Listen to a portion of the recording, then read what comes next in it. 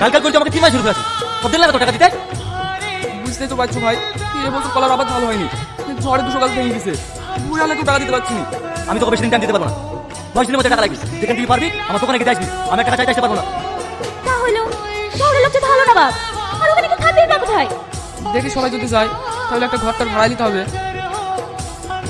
আর কতদিন আমরা ভাড়া ফ্ল্যাটে থাকবো বলো তো? আমরা নিজের ফ্ল্যাটে কবে শিফট হবো? এই তো সকালে এরকম থেকে ফোন করেছিলাম, বললো লিফ্টটা শুরু হয়ে গেছে, সামনের মাসে আমরা ফ্ল্যাটে উঠতে পারবো। এখনো 1 মাস?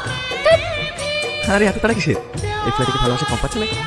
শহরে তো ভালো জায়গা না, অচেনা জায়গা, অচেনা লোকজন, পায়ে পা ফেলে চলাফেরা করতে পারবি তো? চিন্তা করো না চাচি, কোনো না কোনো রাস্তা ঠিক বেরিয়ে যাবে। এই দেখো এইবার এসে আমি সবারই দিন সব দেবো। চলে এসে আপা। মেলে তাদের জমা বললে যা যা যা, বাড়িতে একটু দেখো। ঠিক আছে, এই সাবধানে যাস।